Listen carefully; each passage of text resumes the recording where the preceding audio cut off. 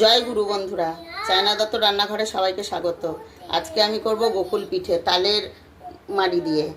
এখানে আমি ময়দা নিয়েছি, তালের মাড়ি দিয়ে ময়দাটাকে মাখাবো। তারপরে কি করা যায় আপনাদের দেখাচ্ছি। আমাদের ময়দাটা মাখা হয়ে গেছে, এবার 10 মিনিটের জন্য রেস্টে দেবো। আমরা পুরটা তৈরি করে নিই। কড়াইয়ে 1 চামচ মতো ঘি দিলাম, বাদাম দিচ্ছি, বাদাম কটা ঘিয়ের সঙ্গে ভেজে নেবো। আর একটু কাজু দিচ্ছি, একটু কিশমিশ দিচ্ছি। বাদাম ভাজাটা হয়ে গেছে, আমরা এবার সুজি দিচ্ছি। এবার আমরা জল দিচ্ছি, লাল করে আমাদের ভাজা হয়ে গেছে। এবার আমরা জল দিচ্ছি। এটা ঝুড়ো ঝুড়ো ভাজা হবে, খুব একটা জল দিয়ে হবে না। এবার দেবো আমরা মিষ্টি, এতটা আমি চিনি দিলাম।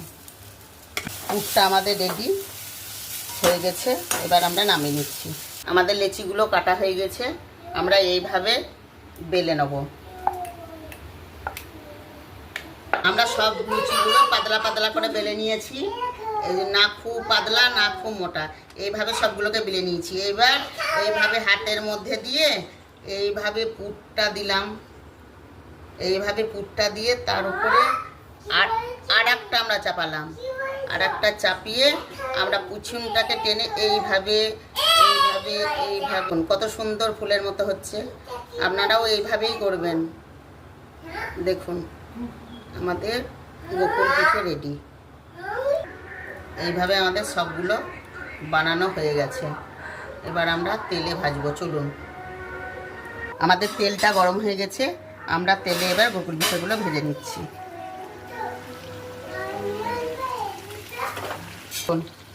আমাদের কত সুন্দর লাল লাল ভাজা হয়ে গেছে, এবার আমরা তুলে নিচ্ছি।